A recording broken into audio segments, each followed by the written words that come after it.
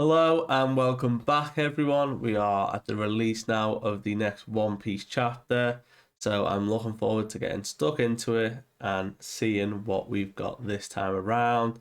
We are now up to chapter 1097. We are so close to that 1100 mark. I think we're going to definitely hit it by the end of this year. Whether we go past it, I'm not sure because there's not a break next week, so we do get another chapter. But with how chapters have been going, I think we do have a break due coming up. So we will see where we go from this. But what a chapter we have in store.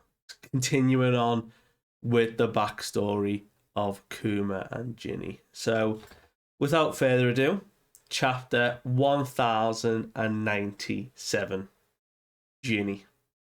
So this is the continuation now of what happens to our two characters of Kuma and Ginny going through. And the cover story is actually of Kuma catching a fish, like a salmon. And I think he's about the age of where we start off. So he's about 17 and he's using his pawpaw fruit to like catch the salmon in the river. And we can see Ginny is off to one side, like egging him on because we've got an understanding that Ginny likes food and likes to eat. So she's very keen here. And there's some other locals like cheering on from the side as he's catching the salmon. But our introduction is 8 years after God Valley. So this is 30 years before present time now. So where we are at Egghead, we are 30 years before this, but we are 8 years after the God Valley. So they've survived God Valley. Kuma, Ginny, Ivankov, they've all got out. They've now lived 8 years of their life. And Kuma is now 17 years old. And we can see he has stayed in the Sorbet Kingdom. He is staying in the church that his mother and father were priests there, or clergymen, because he also gets referred to as a clergyman. And we see a lot of the older folk are coming out to visit Kuma. And they were saying that it was such a shock when they heard about him disappearing. But they're so happy that he is around and how sweet he is, because we see Kuma as a pastor dressed in those like priest robes, patchworked, but he is using his pawpaw fruit to extract the pain from these elderly folk. So if they've got like a hip problem or they're under the weather, they're getting poorly, he is using his paw fruit to push out their pain so they feel so much better. There's a relief.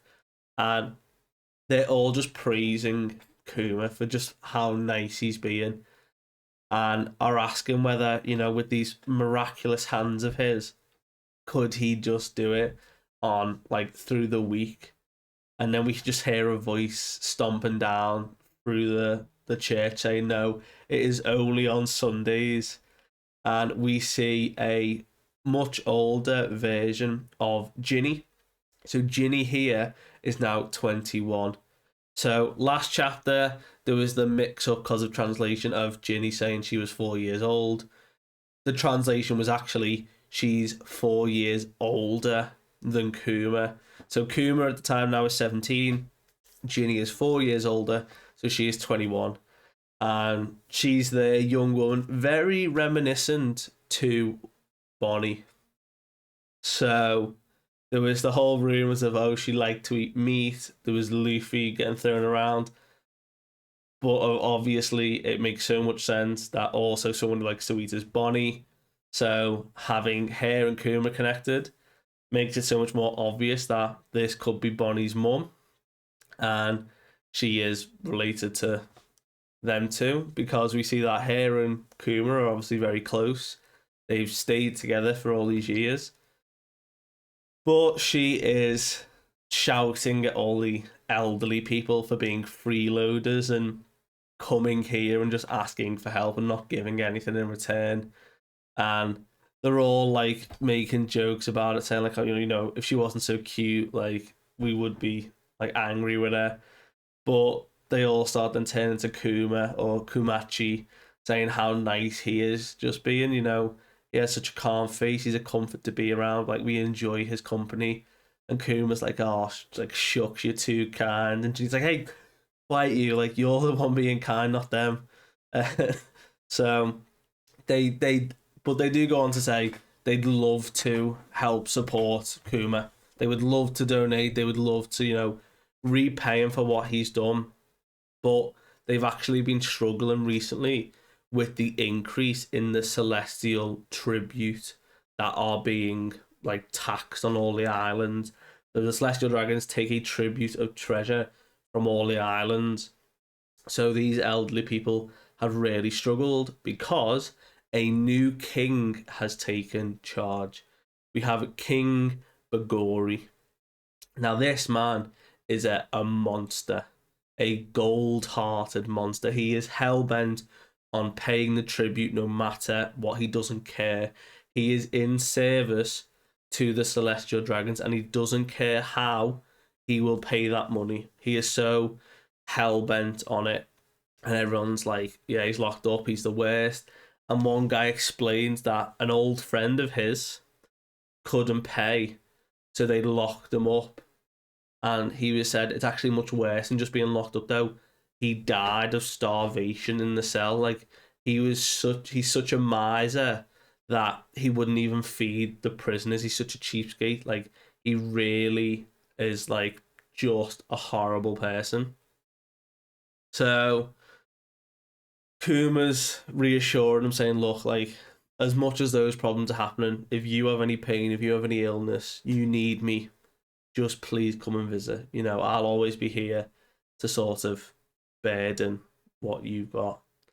And we can see they all walk away, they're thanking him. And he closes the doors.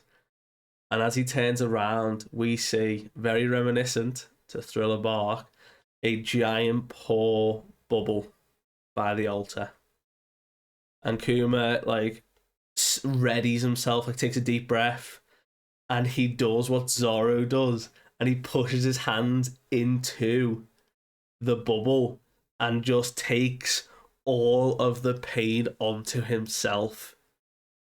So we're now getting context to when Kuma watched Zoro take Luffy's pain all the way back in Thriller Bark. Kuma has done it himself, so he knows what it's like. He knows what Zoro put himself through. But Kuma has been doing it every week for years. It looks like the whole like house or the whole church is shaking, and Ginny is just like in a huddle on the floor, like crying, because she knows that every week this is the burden he takes, and she's nursing him and looking after him now in bed, saying like, look, they have no idea what you're doing. You're taking on their pain. You can't keep doing this every week. And Kuma explains, look, it can't be helped. Somebody has to shoulder the burden because their pain and suffering won't disappear. If left to fester, it will just return and haunt them again and again. And he's just glad that with what he can do, he can help them feel happier. So he's a real sweetheart. We love Kuma now because he just doesn't want anyone to be in pain. He wants to help. And he's even now apologizing to Ginny, saying, look, I'm sorry that I'm putting you through this. I'll get tougher. I'll be able to carry it so you don't have to worry anymore. And Ginny's like, look, it's not the point. But he does cheer her up by saying, look, we did get some food today. So she's like, yeah, like dinner time. So they seem to be very happy. But we now jump. So a lot of this chapter is like jumping forward in years to like significant events, I guess. But we are now at 25 years ago. So Kuma is 22. I was about to say Bonnie then, but Ginny is 26 now. And it immediately starts with Ginny being like, right, Kuma, let's get married. Let us get married. It's like, wait, what? And she's like, why are you reacting like that? You love me, right? We love each other. Why not just admit it? Like, why not just get married? She's like, wouldn't it make you happy And Kuma flashes back to the very vivid memory of his father, when his father was like, just take me, I'm the only one with Buccaneer blood, my wife's innocent, she's normal, please just let her go. And to Kuma, it's him realizing like he doesn't want to make Ginny unhappy.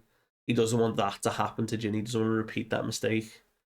But he moves on quickly by when he's reading the paper, he sees the article about these freedom fighters. You know, this group of individuals who are going and saving people or like causing all these problems.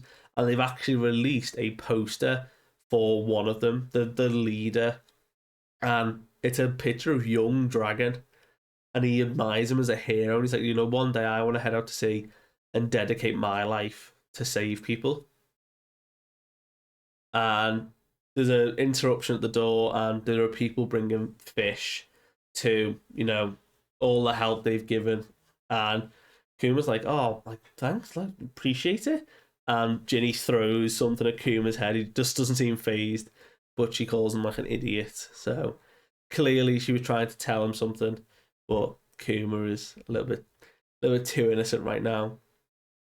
But we jump forward even more this time.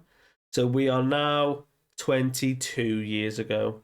So we've jumped forward another 3 years since Kuma's first seen Dragon's face, and Ginny had asked him to marry him. So in that time, whether they did get married, potentially, could have happened. We've yet to actually establish if they are, but they still seem really close. But we start in the middle of, in the northern province, in the castle town of Sorbet Kingdom. So Kuma is now 25. And there are people being held hostage by the royal army. So the people who are sort of running for the king, they are saying that these people have committed treason. And we can see other people off to the side acknowledging that Kuma is a pastor from the southern province while this is all going on.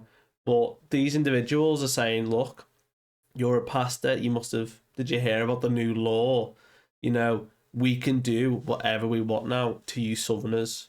That is what the new law states. And Kuma's like, you are not going to enslave anyone. And he must have like grabbed hold of the hostages or the people who were in danger. We can see he's currently got one in his arm and there's two just below his feet. And this might be the first time he deploys Ursus shock. He creates that massive bubble of like the port and a shockwave, and just completely annihilates like part of the street and like buildings. And we jump to one of the guys who probably escaped, saying, look, my liege, like this new policy, like it's going to be hard for them to like react and like deal with this. And this king Bagori's just like, it's of no consequence, they'll grow accustomed to it, this new status, we'll just leave them to it, because from this day forward, the border of the new kingdom, or the new Sorbet kingdom, stops at the edge of the northern province. So the kingdom of Sorbet is now just the north, where Castletown is basically, and they are the ones who will be donating their tribute to the celestial dragons and are counted towards the population. Anyone south of that line is now in what is known as the lawless land. They are old fossils, he says, we're cutting away all of the sort of damaged parts of our kingdom. It's survival of the fittest for our glorious nation.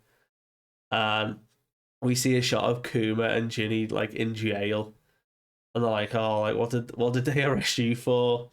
We raised some hell there, didn't we? I heard you read some people, so I went and gave them a piece of my mind." And we see the same guys who've been like turning up, being like, "Yeah, we were there with like Ginny to deal out some thrashing." And we can see Kuma's now like pissed.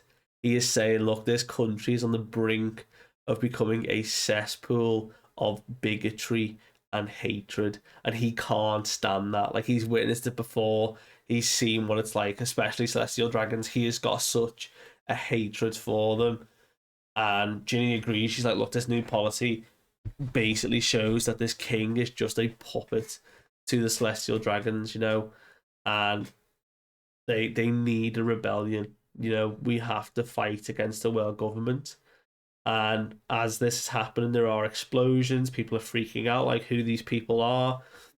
And we see shadows of two figures being like, "You're a wannabe celestial dragon." People are like, "You make me sick." And the king has now been overthrown, and everyone's excited. This mysterious band of people that have saved the Sorbet Kingdom, and we see these shadowy figures appear in the doorway to the prison, and one of them recognizes Kuma and Ginny, and it's like, lucky I was in the neighborhood. It's been some time. You've really gotten yourselves like caught up in something. And we see Ivankov and Dragon appearing and saying, look, we're going to go and change the world. How about you come with us? So, in the great onset of the pirate era now, the Revolutionary Army gets their third pillar, Kuma. This new regime, they're starting insurrections, and it didn't take them long. So, we had the two pillars of Dragon and Ivankov. Kuma now makes three, and we can see a smattering of other agents. Ginny also joins. You can see she's dead excited to get involved. But we now have the new name gets adopted from this point onwards of the Revolutionary Army. And we can see they're in that steampunk top hats attire, bandoliers, swords, guns, the generic attire that we've seen them in present day is what they were wearing back then. So they've kept their style. But nice little spread of the beginning of the Revolutionary Army, I guess. But we have the military man of Dragon basically saying, look, we lack funds, but we have to act like mercenaries. We need to topple these monarchs. We need to fuel rebellious spirits.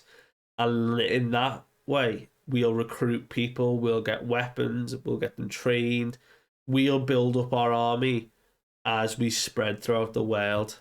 So we're trying to grow our numbers as well as our money and weapons. And Kuma's like, look, where did you learn about where these weapons are? And Dragon says, look, he spent time in the Navy, but there was no justice to be found there. And Ivankov gives a jab, Marine or Revolutionary. Look, this man is determined to help others. And Kuma resonates with that, and he's like, you can rely on me, Dragon. I'm going to be the one to to help you. And he's like, you're not going to regret joining us. So thus start another 8 years would pass. So this is now 14 years from present day. So Kuma, 8 years on, is now about 33. Ginny's 4 years older, so that puts her about 37. Kuma looks to have returned home to the Sorbet Kingdom, and everyone is in jubilation of his return. So maybe he is returning to the south to operate as the southern force for the Revolutionary Army, because we know that they all get split into their forces of northeast, south, and blue. Northeast, southwest. Why does it blue? So they all get split up. So Kuma returns home, much bigger, a lot more experience. And we also see that Ginny is operating as a Revolutionary Army captain. She is the captain of the Eastern Force. And everyone's saying how excited she's been looking right now. And we can see she is sat on top of an ammo crate, gun in hand, very ready for war, very hardened. And she's like, look, it's obvious. This is the day where we're closing into meeting up with Kuma's squad or Kumachi's squad. And I can hardly breathe. I can't wait to see him. And we can see she's eating away at a bone. So finished off some meat, clearly setting up Bonnie, who's always eating. gets it from her mum. Now, we have so far now we're 14 years from present day. We have yet to have confirmation of where Bonnie is yet. Where Bonnie was born, how. Kuma's just returned home. Didn't seem like Bonnie was around. We've got Ginny here, looking awfully like Bonnie. Again, 14 years from present day. This just leads more into speculation that Bonnie is just a child who ate. We did get confirmation from Oda in the SBS that's just come out that it is the age fruit that Bonnie's eaten. So she can manipulate ages. So it's not the time fruit. There was always rumours of one of its Toki's fruit that she can do ages, and then when it's awakened, then she can travel in time like Toki was doing. But no, different fruit entirely. Bonnie has the age fruit. So it really is close to the fact of Bonnie is not born yet, and within the coming years, she will be born. She will be a young child with Kuma raising her, and then she has to eat the age fruit. She grows herself up to become this pirate straight away, because Kuma gets taken then and becomes the robot or the cyborg we've seen him as now. But currently, they've been doing their revolutionary stuff, so they seem pretty busy. But Ginny, Eastern Forces, Kuma's just returned to the South. And everyone's like, oh, that Kuma's a lucky guy. Like, we're head over heels for you, Ginny, but, you're the one who, just has eyes for him. So we see that they are now set up at Baltigo, the headquarters that we've known for a while. And we can see Dragon does have his tattoo now. So 14 years from present time, he's got his tattoo. And we get the report that Ginny has been captured. The enemy has took them by surprise, and they're like, please forgive us, Dragon, but they've got Ginny. And that is where the chapter ends. No break. So we're definitely hopefully going to get some development as to where Ginny's been taken, who's taken her, why Ginny in particular. We know that Kuma's going to be the one to come running. And it's too coincidental for how Ginny looks. She's too like Bonnie. So unless Bonnie's a clone of Ginny, those clones everything, at this point in time, Vegapunk is probably working with the revolutionaries, as well as obviously the Marines. Would he have made Stussy's clone at this point? Probably. 14 years, actually, yeah. It's certainly... all the pieces are now trying to fit together. Oda is going... we have not seen Egghead in, a couple weeks. We've still got St. J. Garcia, holding Bonnie, and he's reminiscing about Kuma while everyone's just, frozen to the ground. And Oda's like, oh yeah, let's just do some backstory now. Let's do Kuma's backstory while we're on the subject of Kuma and his whole family. But I guess we'll have to find out next week what's happened. But thank you guys for tuning in. Let me know what you think in the comments, and I will catch you guys next time.